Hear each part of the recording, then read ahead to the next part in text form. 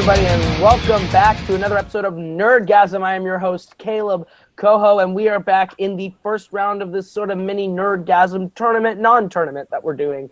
And we have quite the battle of baiters here. And what we're going to do is we're going to throw it over to my co-hosts and my co-judges for tonight, TV champion and future fandom team champion, Jim the Wolf Green. How are you? This pizza's good. That's very good. I'm not wearing the same shirt that we just recorded a match in or anything, so we're definitely not recording these for one right after the other. So I'm definitely looking forward to this first match that I am seeing today. Awesome. And now everyone who is watching this at home, try and guess which match we shot before this. Going over to Tim Smith, the commissioner of all things Multiplex. How are you? Welcome to Whose Line Is It Anyways? That's right, the show where the points don't matter. Just like Nico's win streak. Oh! Got him! All right.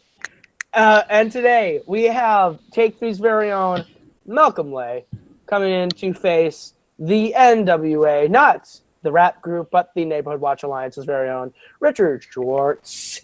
And this is going to be a fun one. But Nerdgasm is, if you're new to Nerdgasm, this is how it works. We have 3 rounds of prepared debate where the competitors have been given the questions ahead of time and have given me their answers to debate. Once we get through those, we then have a speed round. How this works is we get to the first 1 to 5 points overall in the entire match. We go as many times as we need. It's basically the best of 9, which makes it a lot harder on myself. But we do it for you. So, with that, are you guys ready to get into the first round of prepared debate? Let's do it. All right. Round 1 of the first 3 rounds of the prepared debates are going to work like this. We're going to give you 1 minute for your opening argument, 5 minutes in between the two of you to go at it, and 1 minute for your closing statements. Any questions? Nope. All right, gentlemen, then let's get right into it. Your first question here in our first round of prepared debate is, who is the best MCU hero? And I'm going to start with Malcom. You have 1 minute for your opening arguments. Well, the best MCU hero by far is the God of Asgard, Thor. He's not only a very strong and powerful hero, but like the way he's portrayed in the MCU is he's played by Chris Hemsworth, who brings out the whole the essence of Thor, so to speak, because he's got the humor, he's got the naiveness from being a god, not really knowing a lot about Earth and all that, and he's sort of brings out some great interactions when it comes up with when he encounters various characters. But yeah, he's one of those greatest MCU heroes, and he's had so many good appearances on the screen. All right, and Richard, 1 minute for your opening argument when you start. The best MCU character is the man of the people. The people for me and you, the hero from World War II. It is Steve Rogers, a.k.a. Captain America. This man is not only have the best movies, he is also the best character. He also has one of the very memorable moments throughout the MCU. He is a man of the people. He does whatever he does for the people, and I will continue on once we battle it out. All right. 5 minutes for you two when you start talking. Whoever wants to start, go ahead.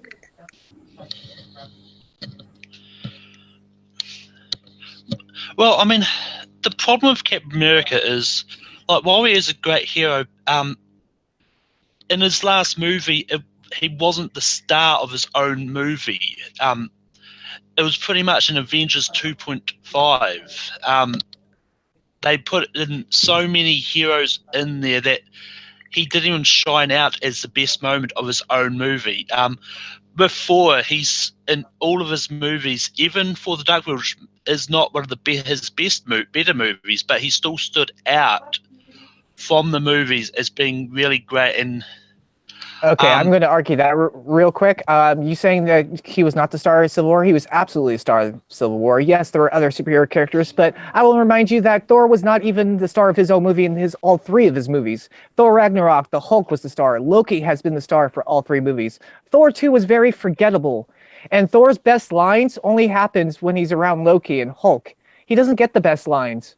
Hulk got the best lines. Loki got the best lines. Kat Dennings got the best lines. When it comes to Captain America, his lines were memorable. He got a one-word, language, which became very popular in the Avengers movies. And he has way more memorable moments, like language and the reference in Avengers. Oh, I got that. And I'll let you continue to rebut. Yeah, I mean, you say that Thor doesn't get great lines. I mean, he's got a whole lot of good lines, like Infinity War. Like his Sweet Rabbit lines when he talks to Rocket is a great line. I mean, he may not need the great lines. And I mean, the thing with Captain America is he's become, with his whole language thing, it's made him become sort of a walking catchphrase. Because the thing about why Captain America is better than Thor is because Captain America was always Captain America, even before he got his powers. He never changed. He was always good, a good-hearted person. The only reason Thor is the hero he is today is because his father banished him. If it wasn't for that, he would still be the obnoxious person who covets war and probably would not be friends with Earth. They would probably be in war with Asgard right about now. And as for you saying Thor, like I said, Thor's only good with the side characters make the Thor movies. Thor 2 is very forgettable. All three Captain America movies were fantastic. I mean, that's all you gotta say. He's Captain America. I'll let you keep going. Well, yes, for the Dark World was forgettable. For Ragnarok and the first Thor movie, they're both great movies. They were so by far not forgettable. Thor 1 was just okay. Thor 3 was the better Thor movie. All three Captain America movies stand on its own. Winter Soldier is considered still probably one of the best MCU movies of all time. Civil War was amazing. Yes, it was kind of Avengers 2.5, but it was still a Captain America movie. The main focus was Captain America trying to not only save his friend, but to stop the other so-called assassins. And we had the better villains. Loki is your only good Thor villain. Helena was okay, but Red Skull, which is a very underrated villain in the MCU, was very good by Hugo Weaving. Winter Soldier had a great villain in Crossbones and the person in charge of Hydra. And you also had Baron Zemo, which was a lot of people, it's an underrated villain. It was a strategic villain, which played out really well. You're talking about their villains. Captain America's villains can be forgivable. Yes, Red Skull is great, but they had to recast him for Infinity War because Hugo Weaving didn't want to return to play him. Winter Soldier was decent, but he wasn't great. Natalie Portman also did come back because she didn't want to play him after the third one. Kat Dennings didn't want to come back. Well, I mean, it makes sense why they didn't come back because they were barely on Earth in Ragnarok anyway, so would have made any sense for them to be in that movie. But and you talk about Zemo, he's a very forgettable villain. Like, he didn't really stand out in Civil War. Like, he was most of his plan just happened on them being in the right place at the right time for it to work. It wasn't that thought out of a plan. I will also point out that the only reason Thor is as strong as he is because with his hammer and axe. And also I'd like to mention that in the first Avengers movie, Captain America took a full-blown hit with his shield against Thor's hammer and didn't even leave a dent. And I can still believe that even his axe will not leave a dent on the shield. His shield is one of the most unbreakable things. And he went toe-to-toe against Thanos. Sure, he lost, but he did a better fight than Thor did without his little axe thing. All right, time. All right. So we'll get into our closing statements. When we get into them, I'm hearing a lot about like the villains and the other elements of the hero. I'm going to ask you to sell me on why your hero is the better hero. And with that, I'm going to start with Malcolm. You have 1 minute for your closing. Thor is a better hero than Captain America because, like, his powers are natural. They're not generated by a serum. Well, yes, a lot of his power, like his hammer, controls his powers in there, but Thor Ragnarok proved he doesn't need his hammer to be able to use his lightning powers because he didn't have his powers in that final battle, and he came close to defeating Hela. Captain America, take away his shield, give him a serum that somehow takes away his thing. He is nothing. He's nothing without his shield, and yeah. All right, time. And Richard, 1 minute for your closing. Captain America is the best MCU character because, unlike Thor, Captain America, Steve Rogers is Captain America. He always had the good heart. Thor was only as good a hero because of his father's banishment. You say you take away the shield, he has the military experience. He has his superpowers. You take away Thor's hammer, you just have a sort of witty guy once in a while. Like Thor was not very bland in Thor 1 and Thor 2. He got humor in Ragnarok. But Captain America has the military experience. He has the heart. He has the friends. He has the backup. All of Thor's friends are dead. Maybe he has the talking tree. That's about it, like with Groot. But like, Steve will never give up. He never does. And like he quotes in his movies, he can do it all day. All right, time. I'm going to go ahead and start first on this one. Richard said he did the Dominic Rizzi thing where he said a lot, but I don't think a lot of it actually helped his argument. I think the biggest thing that he said was that that Cap never changed. He always had the good heart, and that Thor got better. Like, he started out as a jerk and then became a hero. And I think that kind of might have hurt him a little bit. I also think Malcolm damaged him a bit when he threw back the he doesn't need the hammer. You take away Cap's shield and serum, he's not really anything. I think that was a good hit. So I'm going to give my point slightly to Malcolm. Go ahead and go over to Jim. I am going to say that I agree with Richard because you say Richard's point of you're saying that if you take away the shield and the serum, Steve Rogers was still a good man, and as Stanley Tucci so eloquently said, is no matter what happens tomorrow, stay who you are, not just a soldier but a good man. So at his core, Steve Rogers is what a hero should be. So I'm gonna go with Richard. All right, so it comes down to Tim for the tiebreaker. Both of them starting out both hammered on the villains and certain story arcs with the movies, not really hitting on why they're that good hero. And then we got it towards the end with their closing statements, with one which hurt Richard kind of a little bit when he said, yeah, you take away the serum and the shield, he's still a good man. But Thor only became a good man because his father banishing him, teaching him a lesson which he needed, and that made him as well a good hero and a good man.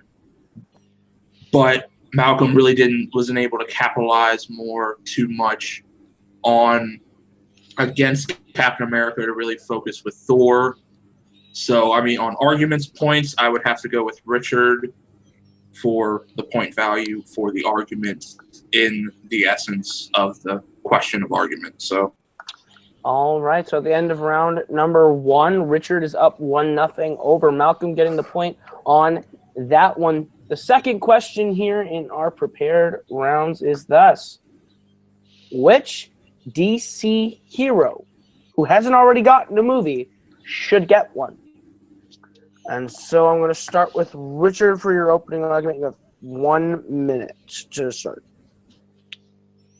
Now, my choice for who deserves his own DC movie is Booster Gold, Michael John Carter. He is a man from the future who travels through to the present, to our present day, to bring his future tech, future gear, future fame to the present day world. Why I believe he deserves a movie is because he is not a very known DC movie. And that's the one thing MCU has done really well, is bringing some unknown characters into thrive, like Guardians, Doctor Strange, Captain Marvel. This would be a great opportunity for Booster Gold to have his own movie, because especially right now in the world of DC, where we're having possible recasting, that can be easily changed with Booster Gold messing up the timeline. I'll start. All right. We'll go to Malcolm. 1 minute for your opening when you start. Yeah, and thinking about this, I was thinking about this really hard, and I was thinking, well, hang on, there's been a few movies that have been announced that really have been pushed back or have had people leave, and one of them is The Flash. I mean, The Flash deserves his own movie. Like, he's one that, well, yes, he's been announced getting his own movie, but hasn't officially got his own movie yet. It hasn't gone into production. They've been pushing it back and all over. The Flash is probably one of the best characters behind Superman and Batman, and he deserves his own movie by far. I mean, the DCU can't take a risk on unknown properties at the moment. They've kind of been floundering so much. They need a big hit to send their stock upwards again. All right, time. All right, so The Flash versus Booster Gold, 5 minutes. We'll let Malcolm continue going into the 5 minute time.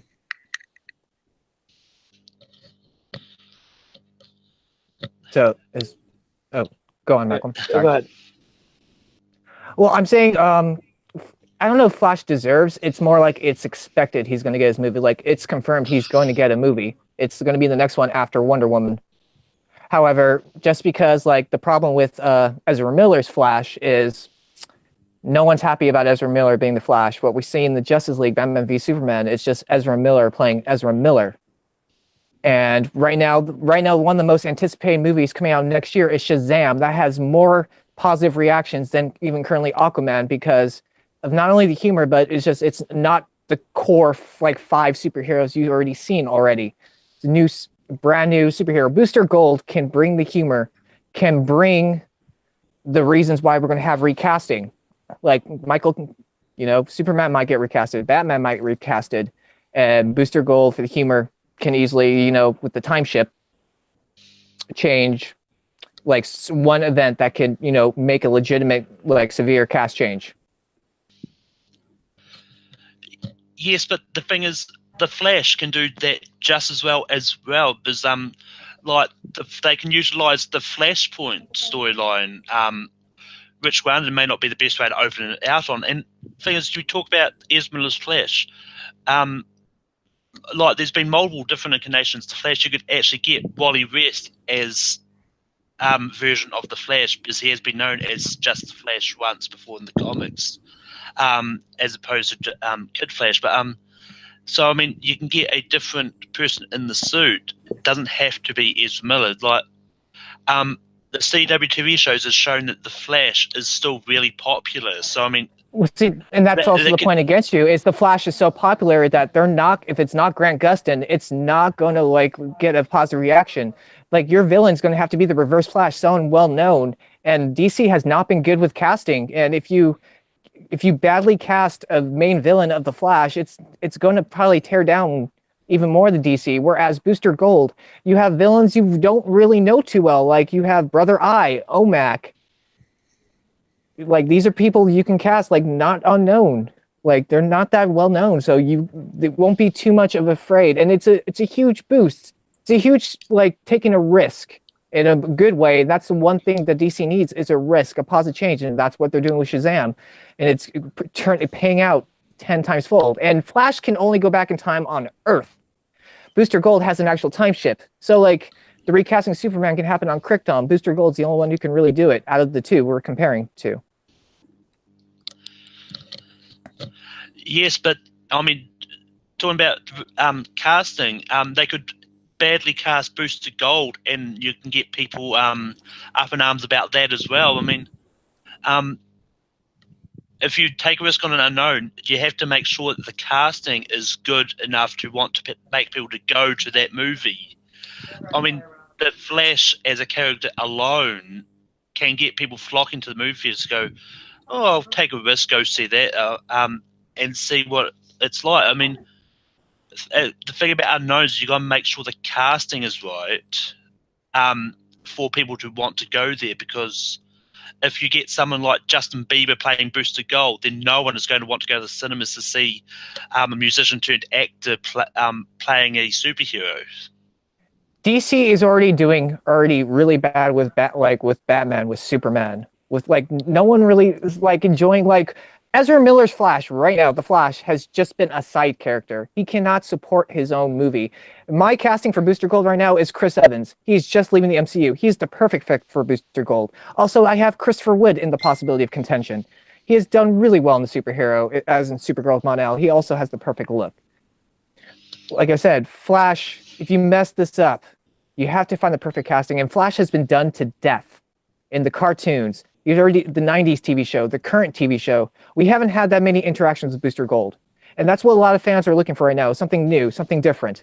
And Guardians did really well in the box office when it first came out, and it was an unknown property. So saying that just because Flash is more well-known, it's going to do better, that is not necessarily true, especially what the MCU has done. I would say Booster Gold will be doing a lot more. Shazam is doing a lot better in trailer than Aquaman is. And Shazam is far unknown than Aquaman. Because we haven't even seen Shazam in the movie. We've seen Aquaman. Yes, but to use the Guardians as an example against you, the MCU has already been well known, and all the movies before Guardians that come out were great. So people are not afraid. We're not afraid to go to Guardians, thinking because they knew that's like, well, the MCU's got a good track record so far. This movie might be good, even though we don't know much about the characters. DC, whether it's DC, Worlds DC, DCU, whatever, I don't care. It's like they don't have that much of a track record for a unknown. I mean, Shazam's probably going to be the thing that's going to show how an unknown can work. But and as you were saying about DC, how they said they're going to do Wally West, they're not going to do Wally West. They're going to do what they've already established, which is Ezra Miller. And right now, it's just Ezra Miller playing an Ezra Miller character who can run slightly faster. All right, time. It's all Ezra Miller. All right, time. We're going to get into closing. And this time in your closing, I want you to kind of sell me, maybe pick a definitive actors for me to visualize who you're going with, and give me a bit of an idea of why I need to see a movie with this character in it. And I'll go ahead and start with Malcolm for his closing.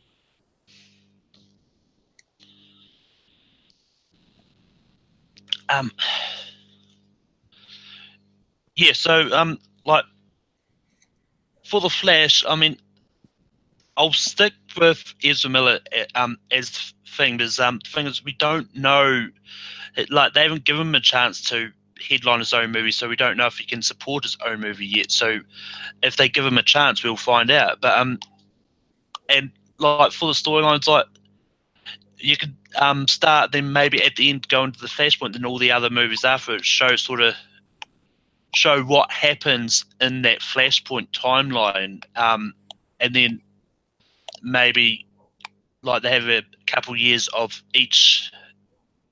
But anyway, I'm off track.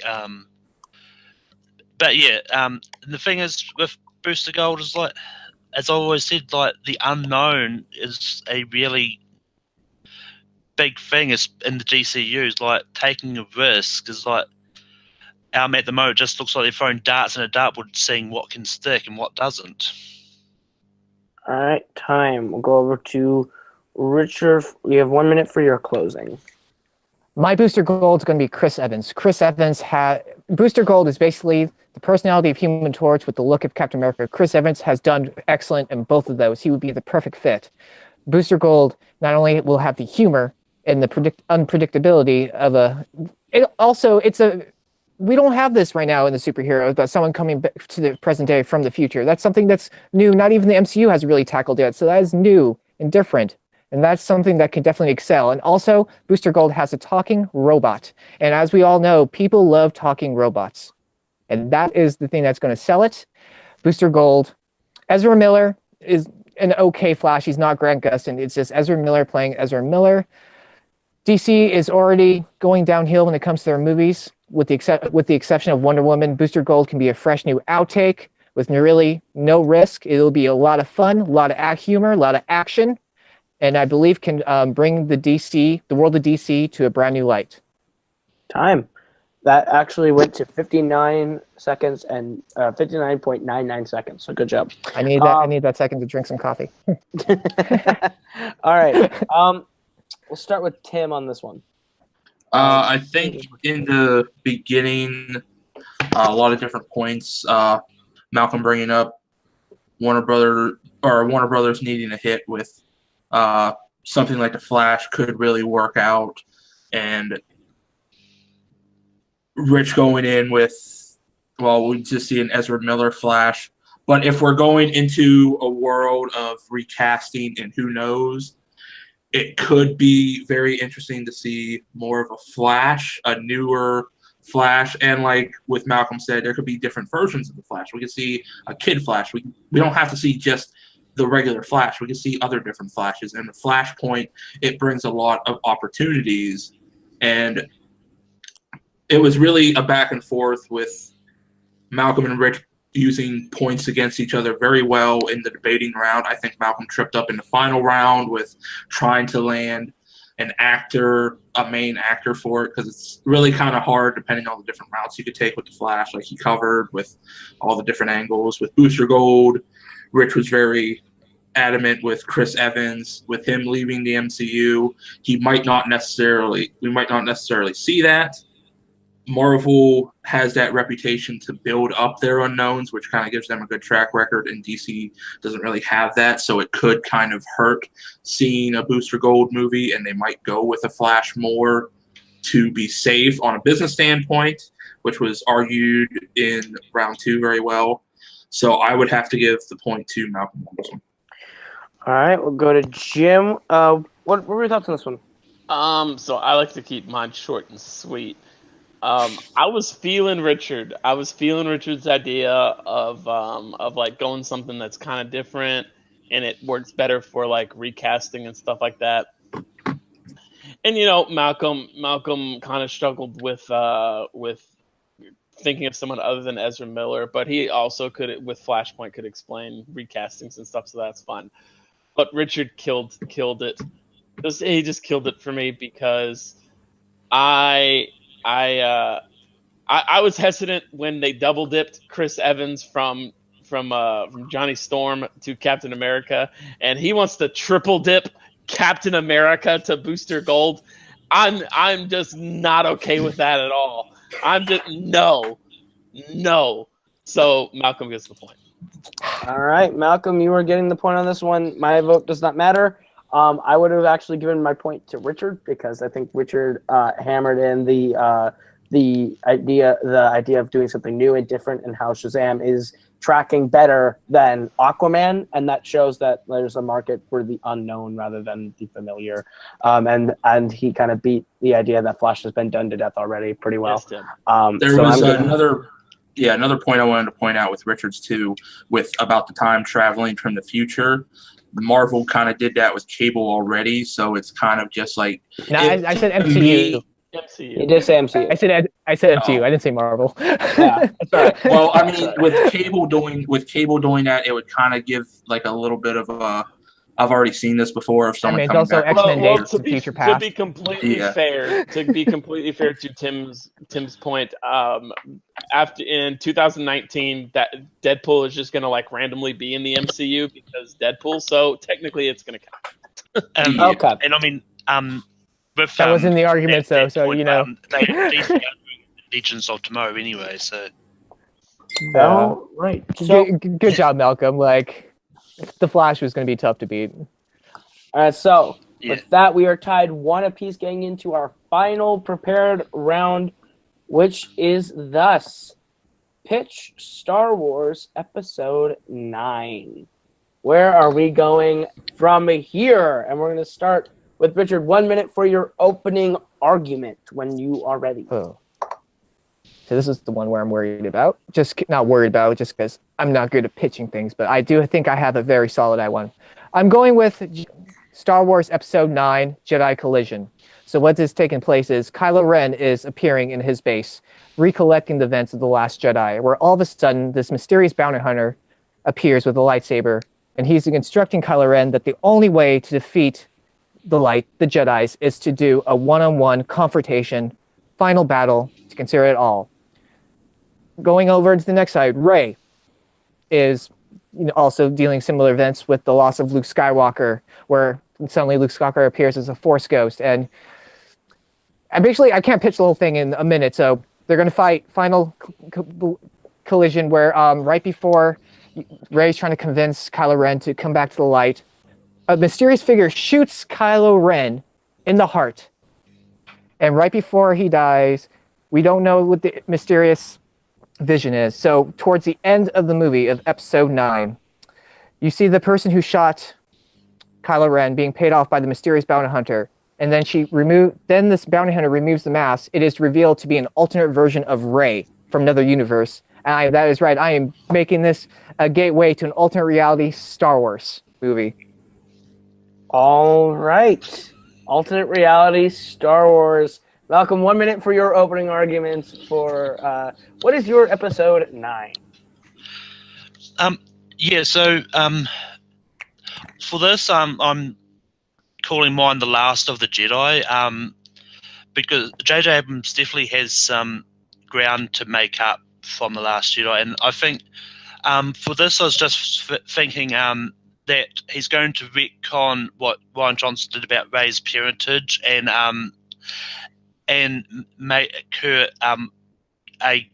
related to Obi-Wan Kenobi, which is is the theory which I believe is the right one. And I think it's it's basically going to be like Rey ultimately sort of going on this adventure, then fighting Kylo Ren to death, and then and ultimately and then at the end of it is going to be sort of Rey going, well, I'm not going to train anyone else. It's the end of the line. And then for any other future movies, they don't have to rely on nostalgia. They can just start afresh, do a new story, new characters, and all that. So I'm thinking that this is the last of that Skywalker 9 movie arc. All right, time. All right, so the end of the Skywalkers versus alternate realities. 5 minutes. As soon as you start talking, whoever wants to begin, go ahead. Alternate reality Star Wars is a terrible idea. A lot of people hated when they brought time travel into Star Wars at the end of Rebels. So do you want to bring in alternate reality and all that to mess things up? I do not see that happening. What they need to do is do a movie that sort of ties up the arc so that any future movies they can start afresh with new characters and new locations, which is what they should have done with this new sequel. Because, as a lot of people will point out, these new trilogies have been pretty much sort of exactly what you're saying. These last 2 movies have messed up the complete Star Wars. With alternate reality, it can give fans the hope that this isn't the actual reality of the original Star Wars trilogy. Like, this could possibly, the current Force Awakens, Last Jedi could actually be in a different universe from the original. And not only you open up alternate reality, you can bring back characters from, like, Rogue One. Like, you can bring back the robot from Rogue One. You can bring back some of your favorite characters in different light. You can bring back Darth Maul. You can bring back some of your favorite characters. You can make Yoda a Sith in another reality. It can open up exciting. The problem with your movie is it's kind of predictable. Like, you want to just kill off, like, your title alone kind of is like predictability. Oh, Skywalker's leaving? Rey's going to lose? It's just a kind of a predictable film. Mine it can open up fresh ideas, not only to the movie universe, but for television shows, video games. It can expand the universe. You can bring back Han Solo. A lot of people are mad that they killed off Han Solo. You can bring him back from an alternate universe. And if Harrison Ford doesn't want to come back, you can say in an alternate reality that the young Han Solo got frozen for like 80 years. Bring back the current one from the movie, Han Solo movie. Yeah, I mean, the reception Solo's gotten, I don't think anyone wants to see any of those characters come back. The actor wasn't the problem. It was the script itself. Because just by going Last of the Jedi, well, yes, people may assume they think they know, and I do not say that Rey's going to lose the final battle. I'm kind of thinking of Rey winning that battle, but deciding not to train anyone else to be a Jedi. This is sort of going to be the last of that line, and this, like we all know that Rian Johnson's working. Well, I don't know if it's still in the works, but he's working on a new trilogy. Yours is going to be a re-hashtag of Return of the Jedi? Just like a re-hashtag of Empire was Last Jedi? Like New Hope was a re-hashtag of, Force Awakens? You're just making it like another hashtag of the third original movie. Mine... People are upset that Rey wasn't even tempted to the dark side from The Last Jedi. People are like really upset, like she's been so OP, like her virtuous character that annoy people. With this bringing Rey as a villain and alternate Rey as not only a Sith, but as a villain, I think could bring out new horizons.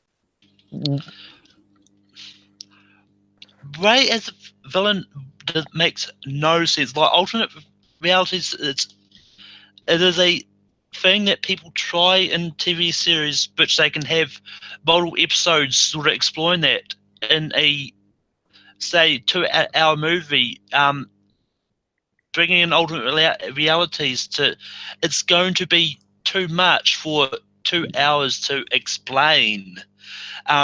People, like, if you're going to bring it up right at the very end, people are going to be wondering, what the hell's going on? I mean, well, the difference is it's not going to be all explained in this one movie.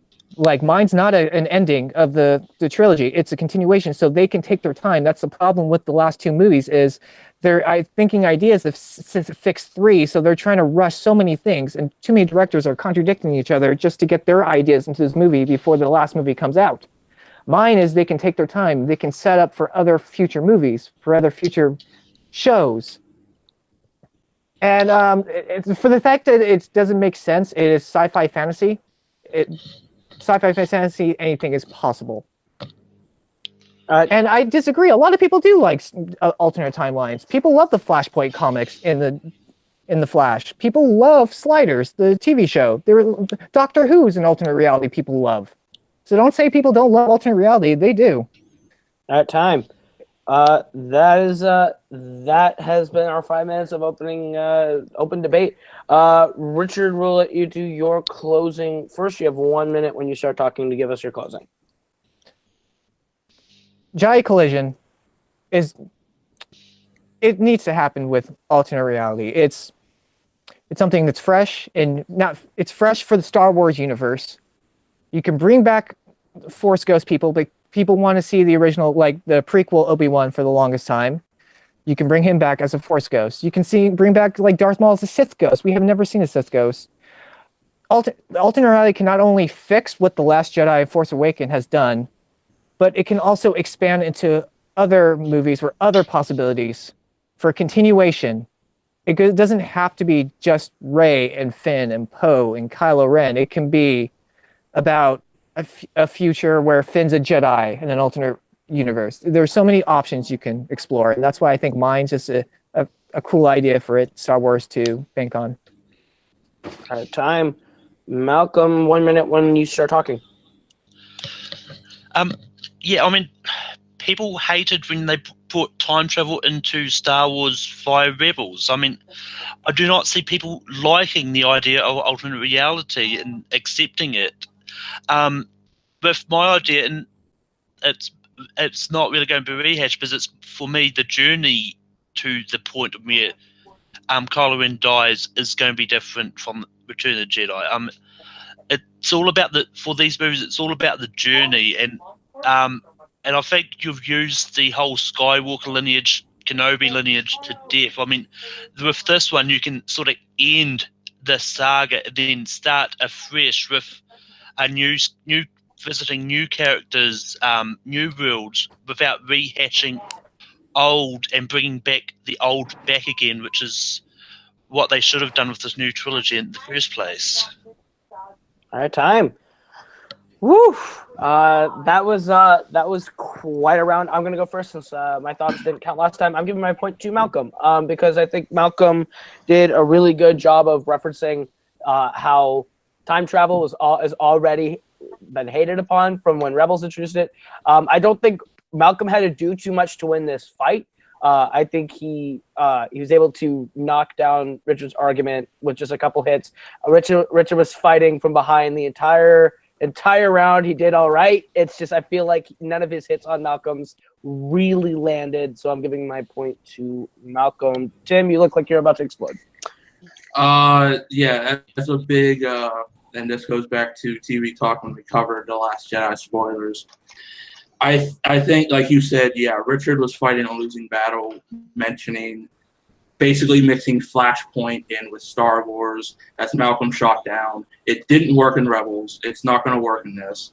A lot of people hated what they've done so far with these two movies, and Malcolm's really brings it to a close of everything that they messed up.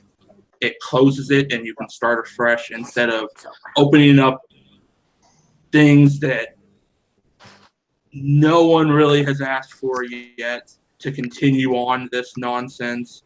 It really just closes it, ends it, and we can start fresh.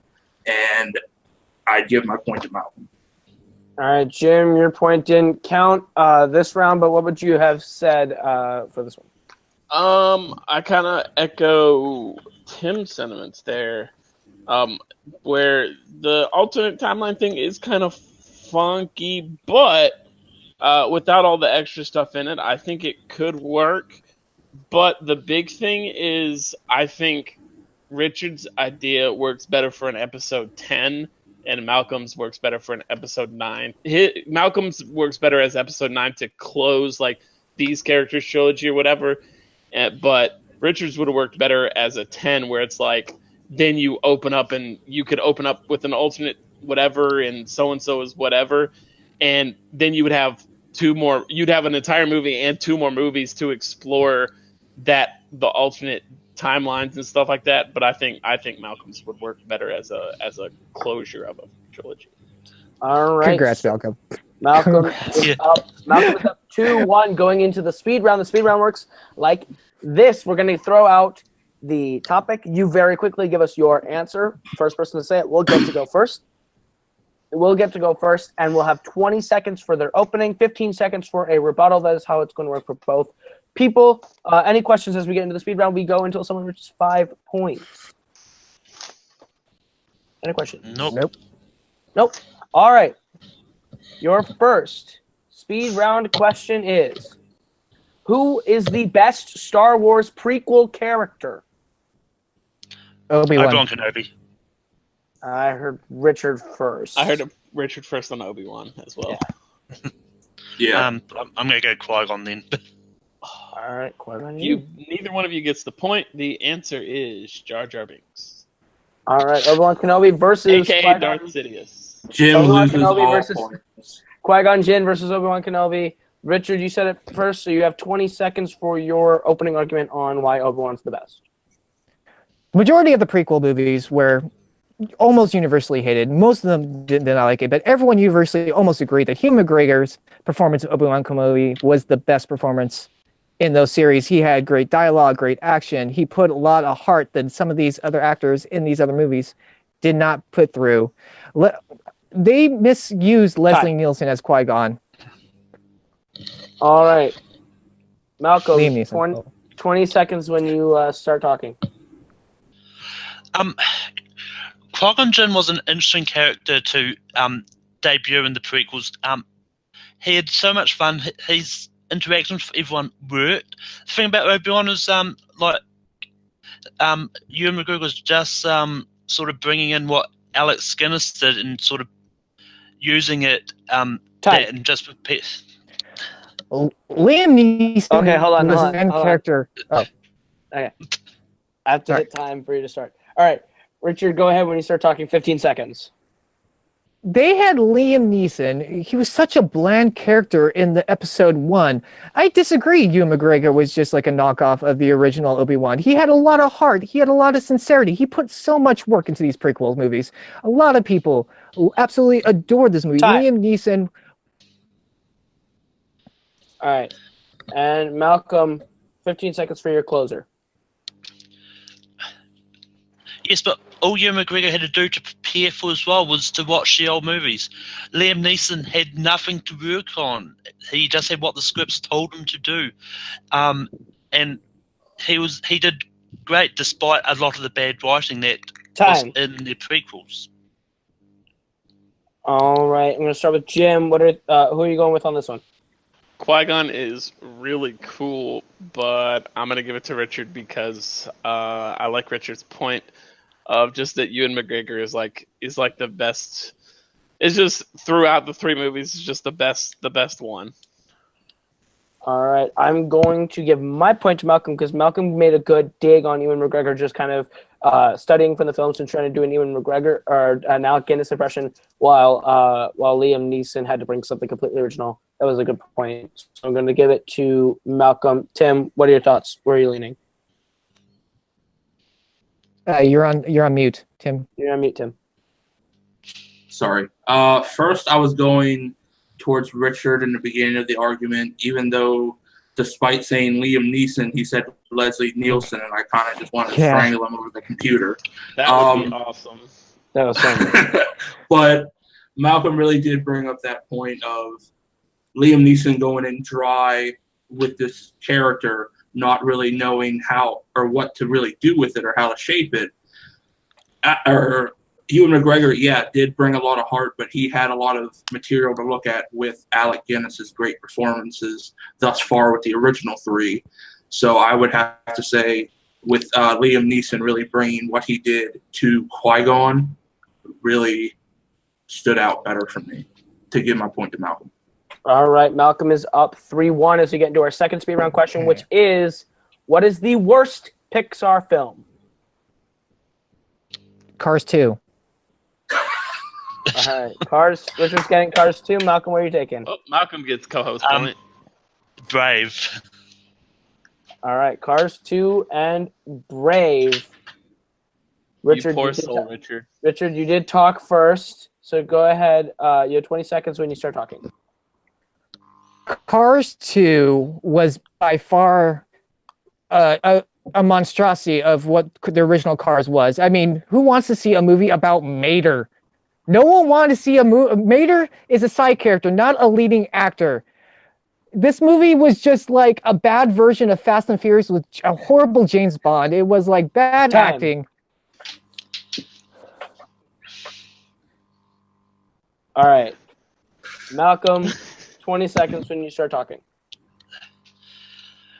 Yes, but the thing about Brave is one that a lot of people could see as being raised. There's a lot of people doing really terrible Scottish accents. Like some of them came close, but yeah. And the thing with Cars 2, it's entertaining, and it was better than the first movie. All right, time. It was. Oh, sorry. 15 seconds when you start talking. It was not better than the first movie. The first movie had a lot of heart, a lot of enjoyability. Brave was also a very good movie. It dealt with like Scotland action adventure, whereas Cars had nothing. I mean, and Brave is Disney. Disney did really well. A lot of people love Brave. No one really liked Cars 2. All right. Malcolm, 15 seconds for your closer when you start talking. I mean, Cars 2, it did okay at the box office. Lots of people still went to go see it. Like, Brave did not do that great, and the storyline just really floundered at times.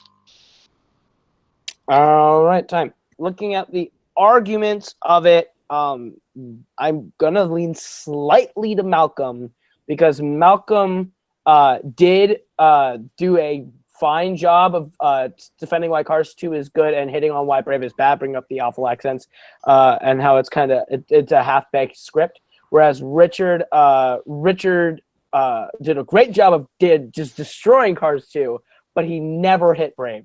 He said Brave was good, and that was it. And I'm pretty sure Richard's never seen Brave. It deals with Scotland was my favorite quote from this match. But I'm gonna lean slightly to Malcolm. Jim, where are you going? So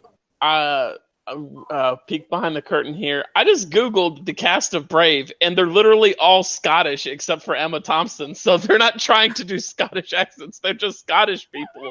So I don't know if that point holds up for Malcolm. But I mean, I gotta go with Richard just because everything that once Richard picked Cars 2, and it's like, here's everything about Cars 2 that makes it bad. It's like, well, that's it. There's nothing Malcolm can say to like, okay, Cars 2 is good for this reason. No, it's not. It's just terrible. I was shocked no one went with Good Dinosaur. But Tim, where are you going? I think Jim can agree on this is another behind-the-scenes thing. I think even though only one person gets a point, I think the whole audience wins just watching Toho get destroyed with Pixar with movies that he loves because he writes so many fucking questions on them. Where is everyone getting this I love Cars 2 thing? I don't like Cars 2. Let's go with the history of how you write those fandom matches. I like Cars. Cars 2. I think Richard really hit the point of why his is worse than Brave. Malcolm only had the bad Scottish accents, and Richard brings up Mater's a side character. Who the fuck cares? Who wants to see Larry the Cable Guy stumble on screen for however long that piece of shit aired for the theaters? And I really think he hammered on more of why Cars 2 is worse than Brave, so I would go with Richard. All right. Isn't Brave Disney? Is it Pixar as well? No, it's Pixar. Brave is Pixar, but halfway through the development, Disney rewrote the script and redid it halfway through production. So that's why people think it's Brave. Also, Brave won the Oscar, and Cars 2 didn't. Wasn't even nominated for the Oscar. And quick point that you forgot to bring up, Richard. If you would have just also said Cars got a sequel before Incredibles, it was like that would have been undeniable as well. Why do you have a tape measure? Because it's fun to play with. To point out your point. All right. We are sitting at a 3-2 score in favor of Malcolm. Your next speed round question is, what is the best Arrowverse show? Flash. Arrow. All right, The Flash versus Arrow. Malcolm, you spoke first. You're going to get 20 seconds to give your opening argument as soon as you start talking. The Flash is the best Arrowverse show because it has done so much with bringing in the high effects of showing someone's speed around on screen well, and Grant Gustin is killing it playing Barry Allen at the Flash, and the duality of the characters works. All right, Richard, 20 seconds when you start talking. Arrow is the best Arrowverse show, not only because it's the original, because it also has the number of better seasons than The Flash. The Flash, the only good seasons right now is the first 2. Flash has 4 solid seasons. It has great characters. Stephen Amell is also killing it as the Green Arrow. Without the Arrow, you would not have the Flash. Arrow has a lot more character development, and Flash is just all about the humor. Time. We'll go over to Malcolm. 15 seconds for your rebuttal when you start talking. All the seasons of The Flash have been entertaining, and the last 2 where they chose not to do a speedster as the villain, it was a good change of pace. And with Arrows, like the first 2 seasons were good, like the time.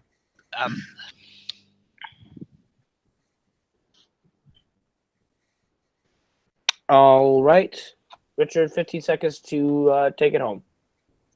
You said it yourself, the first 3 seasons of The Flash, it was a speedster villain, one after another after another.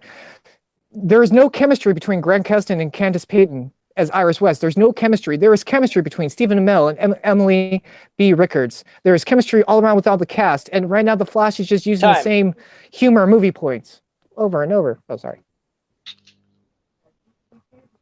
All right, Tim. Just a quick point. As long as it's not in making a whole nother different point, you can finish your sentence after he says time. You don't have to cut yourself off in the middle of the sentence. All right, Tim, where are you leaning on this one? I think, honestly, I'm leaning more towards The Flash because The Flash, Richard brings up it doesn't do character development well, but I think it does do it better with Grant Gustinson, with Iris, with Cisco, with Joe. I really think they do hammer that home more than Arrow because, like what Malcolm was saying, Arrow first 2 seasons were good, then it started to get boring, repetitive whatsoever. But with The Flash, it keeps bringing you interest and it keeps bringing you throughout the story, and you want to keep continuing. And I think it Richard trying to use it as a detriment towards Malcolm when Malcolm says it was a different change of pace after 3 speed villains, and it was a different pace that they needed instead of a recurring same villain. And with Arrow, it's just continuing. This is what happened with me in the island, yada yada yada. And I think Flash really brings it more home with an overall better feel for it. So I would go with the Flash. Isn't this based on the arguments, though? It is based on the arguments. Mm-hmm. Okay. Jim, go first. Go before me. Me go before you? All right, fair. I'm actually going to give my point to Richard. I personally think Arrow is god-awful, and Richard convinced me that Arrow is good. So that's how good of an argument he put up. He also hammered back. I don't think Malcolm ever really attacked Arrow as well as Richard ripped into The Flash. While Malcolm picked my personal favorite show, I got to go with Arrow. So Richard did a good job there. That's where I'm leaving my point to. And Jim. I'm going to agree with Coho just because I agree with the point that Coho made of spoiler alert, I've never seen any episode of any of the Arrowverse shows, so I'm not really that well versed in any of them. But I think Richard sounded like and gave more points of why the Flash is bad. So he made it sound like the Flash is terrible, and it's not. But he did it. Yeah. So I'm thinking that Richard did a better job of making a show sound terrible that actually isn't terrible. All right, Richard's got the point. We're all tied up at 3 apiece as we get into our next speed round question, which is, what is the best X-Men film universe character? Wolverine. Malcolm's taking Wolverine. Like the Bruce Lee card.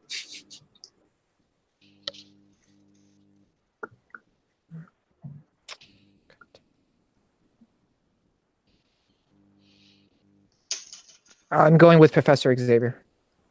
Ooh, Professor X. All right. No one taking Deadpool. That's interesting. All right. Malcolm, you spoke first. You're going to have 20 seconds to give your argument once you start talking. Wolverine is the better X-Men movie universe character because he's been there since the first movie. He's been most felt. He even stood out in his worst movies as really good, and that is all down to Hugh Jackman playing him. I mean, Professor X is one that is. All right. All right, Professor X. 20 seconds when you start talking. Professor X has also been there since day one, the very first movie. He's also had memorable moments throughout the movies, but not only that, he has a amazing backstory.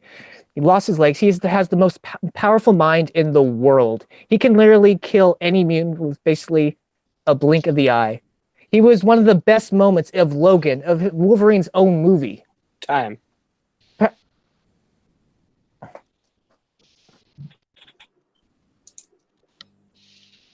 All right, Malcolm. 15 seconds for your closer when you start talking. Professor X has been really inconsistently portrayed on screens. Like Patrick Stewart, when he played him, was great, but James McAvoy has moments of mix up. It's like his moments haven't been that great. Wolverine has been played up.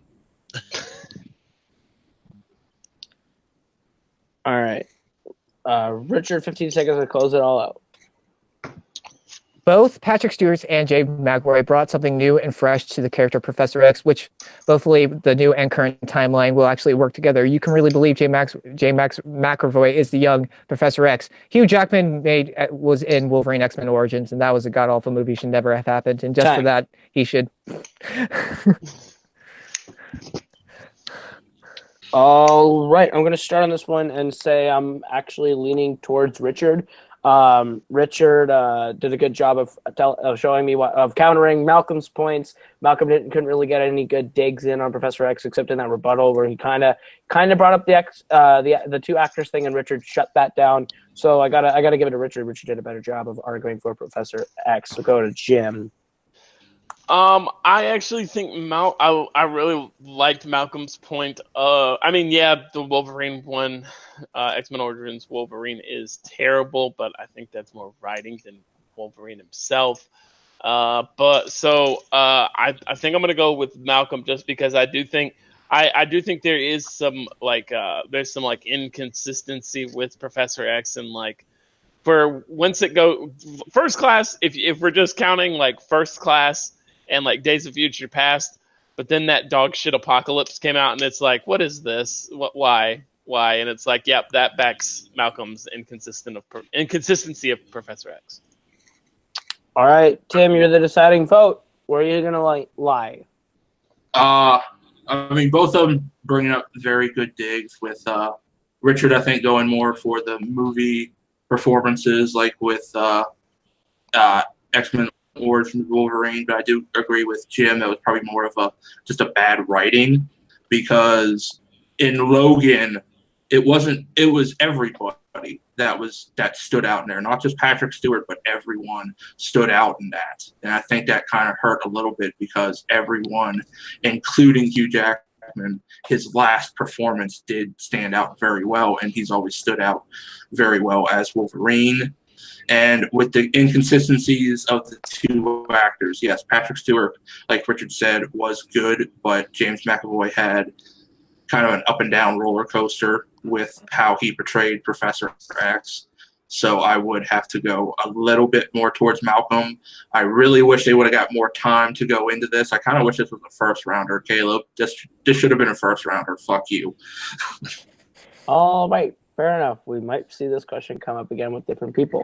But Malcolm takes the lead here. It's 4-3. This is a must-hit for Richard. If he gets it, we're going to the final question. If Malcolm gets this, this is over. Your final speed round, or not final, but penultimate speed round question is, which is the better film, Spider-Man 3 or The Amazing Spider-Man 2? Amazing Spider-Man 2. Spider-Man 3. All right. Malcolm arguing for The Amazing Spider-Man 2. Malcolm going for Spider-Man 3.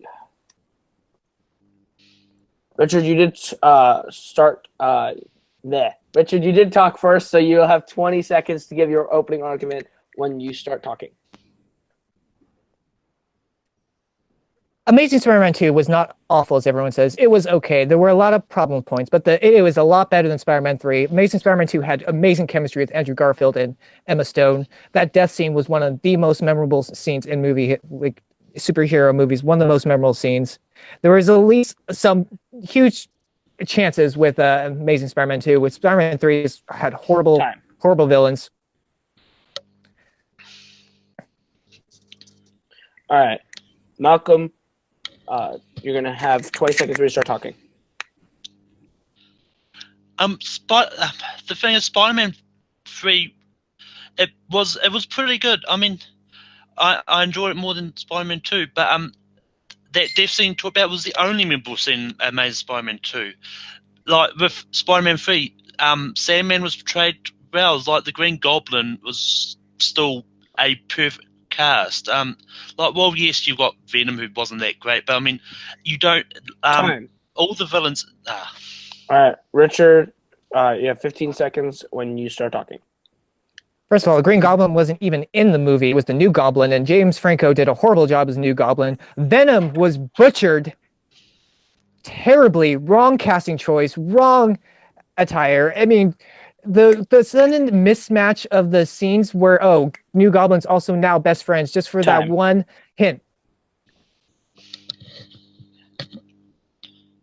All right. Malcolm, you have 15 seconds to give your rebuttal when you start talking. Yes, but all the villains in The Amazing Spider-Man 2 were just as terrible. I mean, you got Paul Giamatti wasted as the Rhino. Can't even remember his name, playing whatever the hell the Goblin thing was. Time. You had. You think of Dane DeHaan. Yeah, I'm going to start with Jim on this one. Where are you giving your point to and why? Malcolm was coming out with some jabs, but Richard was just bringing in those combos. He's throwing uppercuts, hooks. I mean, The Amazing Spider-Man 2 is absolutely awful, but Richard argued better, especially with how much Venom was just terrible. James Franco's terrible, and he at least brought in Andrew Garfield and Emma Stone's chemistry, which is but at least I think Richard did a better job defending tearing down Spider-Man 3, and Malcolm didn't do much to just destroy Amazing Spider-Man 2 like he could have. All right, Tim, where are you giving your point to?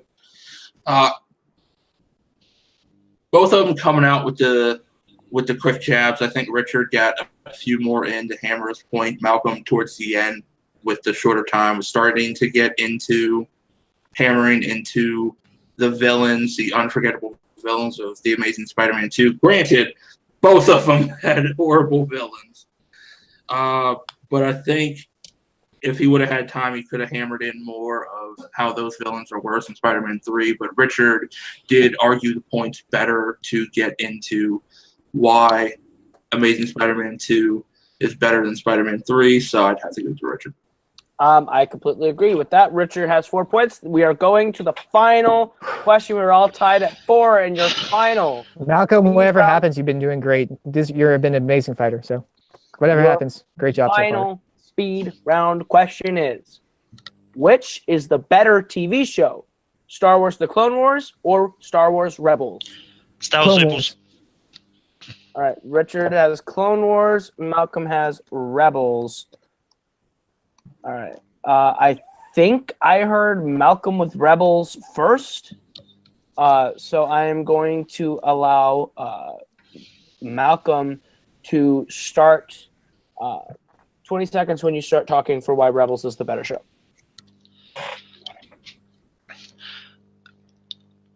Star Wars Rebels is the better show because it covers an area where we hadn't visited before, and the casting of Freddie Prinze Jr. as Kanan and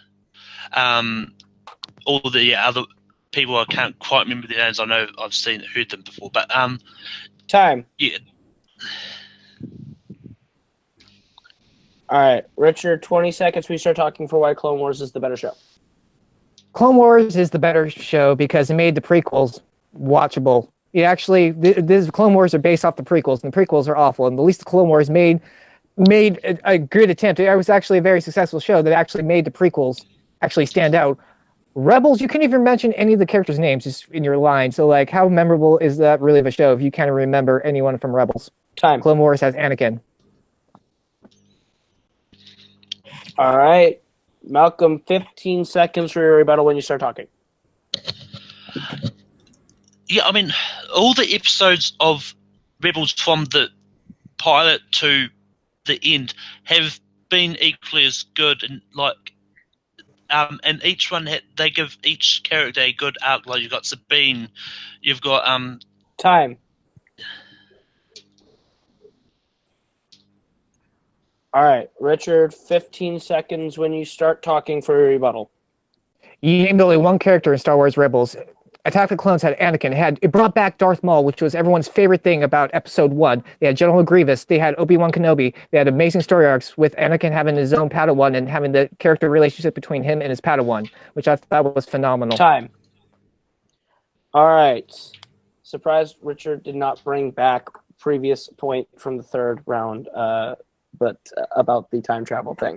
All right. Tim, we're going to start with you. Where are you voting on this one? I mean, if we're just going on arguments based, Richard had the better argument, even though I agree on a philosophical point. Rebels is better.